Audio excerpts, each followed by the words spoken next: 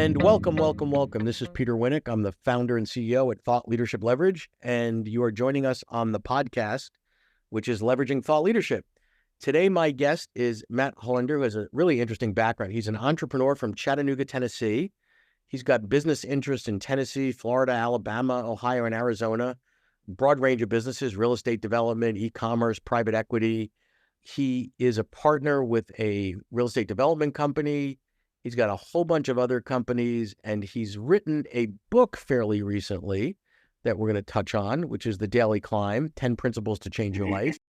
He's kind of what I would call an accidental thought leader, if you will, in that he'd probably describe himself, and I'll leave it to him to do that, more as a business person that happened to write a book than an author that became a business person. So welcome aboard today, Matt. Well, thank you, Peter. I'm glad to be with you. You made me sound really important with that introduction. And you're right. I'm not an author. I just happen to write a book. There you go. So you've got a lot going on the business side. I'm going to guess that you didn't wake up one day and said, you know what, I've got a lot of time on my hands and I want to fill it with a project. Therefore, I'm going to write a book. So why and how did the book project come along? So I had my own home improvement company, remodeling company. We were one of the largest in the Southeast and covered the whole right side of Tennessee, some of Kentucky, Western North Carolina, Alabama, and Georgia. And in 2021, I sold that business. And shortly thereafter, I had a cancer scare. I went into my primary care physician, and he asked me to see an oncologist because I had really low white blood count and neutrophil levels. And they tested me for every virus and genetic anomaly. They couldn't find anything, so they ordered a bone marrow biopsy, and they said it would take 5 days to get the results. And those 5 days really changed my perspective and outlook on life. I won't draw out the conclusion. I was diagnosed with Felty syndrome, which is something I can live with.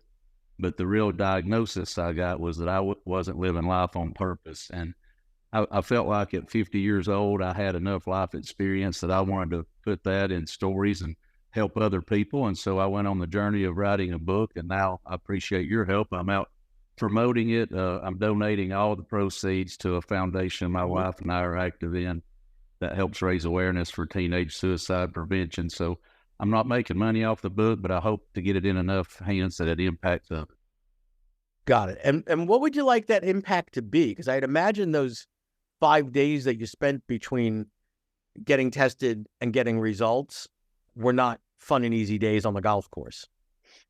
You know, I think in this one principle in the book, we talk a lot about mindset. And, you know, I'm a Christian, and the book of Luke says, to whom much is given, much is required. And I started waking up every day with a new mindset of what's going to come to me today. And I go walking every morning. We live on a dead-end street. I try to do 5 miles. And that gets my day started. And I realized with the right mindset, it's the principle of what goes around comes around. And then I challenge the one principle in the book. I challenged the last 100 years of self-help gurus. And in a sense, I say, screw goals. And I started doing research on why we have goals and how they work and how often people achieve goals. And so I went to Google, and it said that 8% of people keep a New Year's resolution for a month, and 90% of those 8% keep it for the whole year. So I tried taking a new approach at that and say, have a vision. I'm big when I have my business. I'm really big on vision, mission, and values, but vision and having the end in mind, and where do you want to get? And as an individual, what does that person look like? What habits do they have? And if I just take it's the reason the book's called The Daily Climb, those steps to act and have the habits like that person would have, I think we can achieve more. I heard another podcast recently when I was walking this morning, and it described a gentleman was a runner, and he wanted to run a 6-minute mile, but he was currently at a 7-minute mile. Well, if he set a goal of running a 6-minute mile, it won't just happen. He still has to eat the right way and train the right way, get enough sleep. So I guess the big principle around the book is what goes around comes around. There's, of course, 10 principles in the book, and then having a new way of looking at goals. So I love that. So the book is really an authentic expression of self that we don't often get to do in business, right? So I would imagine when you had your contracting business or any of your businesses now, most of the customers or vendors or the employees that you deal with wouldn't know any of these things about you prior to the book, unless maybe they have personal relationship conversation, cocktail lunch, that kind of thing. Is that fair? Yeah, I tell a lot of stories in the book. I don't mean for the book to be all about me, but I do reference stories to help explain the principle in that chapter. But yeah, there's a few things in here that most people didn't know about me. But I wrote it for just the common person. I've been asked many times, who is your audience? And it's anyone. My daughter's friends are reading the book, and my parents' friends are reading the book. So it's been well received, and I really just wrote it to help make an impact, give people a different perspective. I consult with a lot of small businesses, and from my former industry, which was home services, and I'm often surprised that they don't have a vision and they don't know their numbers. And so I like knowing the score of the game. We talk about that too. One of the principles is about having, one's called Find a Guide and one's called Find a Tribe. And having a guide, like I go fly fishing and I always try to get the same guide. He does a great job. He knows the time of year it is and the tide and the fish and what they're eating. And a business owner also needs that business coach. And as an individual, I even have a life coach I talk to once a month. And that would be a guide. A tribe, it would be more like a peer group. So when I had my home improvement company, I was in a National Association of Home Builders peer group for about 15 years, and I wouldn't have achieved the success I had or been able to sell my business like I did had I not had the relationship with the other guys in my peer group. I mean, I learned so much from them, and they. If you're enjoying this episode of Leveraging Thought Leadership, please make sure to subscribe. If you'd like to help spread the word about our podcast, please leave a 5-star review at ratethispodcast.com/LTL and share it with your friends. We're available on Apple Podcasts and on all major listening apps, as well as at thoughtleadershipleverage.com/podcast. I want to touch on something you and I talked about a week or two ago, preparing for this recording today, which was sort of unexpected opportunities that have arisen as a result of the book. So you didn't write the book to say, oh, I'm going to write this book because I want to grow this business 3% or find new clients or whatever. You wrote the book. It's more passion. It's more vision. It's more mission, which is great. But then you told me a story, and we don't have to get in all the details of, you're out there speaking and doing things for your other businesses, and it gives you a strategic competitive advantage because if there's 10 folks that want to speak to an industry conference, yes, you've got the been there, done that credentials, but then there's this other thing. Whoa, you wrote a book. Like, not a lot of people in your space have done that. And that really gives you an edge and openings and opportunities that others that might be, just at that same level of success in your profession wouldn't get that. It's a tiebreaker, if not a huge differentiator. Talk about that for a little bit, because I think people lose sight of sort of unexpected benefits that one might get from putting your thought leadership out there. Sure, the book's helped a lot in that way. Most people have a big personal brand, and then they write a book and they sell a lot of books because they're well known. Outside of Chattanooga, Tennessee, I don't have a huge brand, but I'm trying to promote the book. And so, as you alluded to, I've been in several meetings. I was in a private equity meeting out in Scottsdale, Arizona a few weeks ago, and I got to do a book signing there, and I gave away almost 100 books.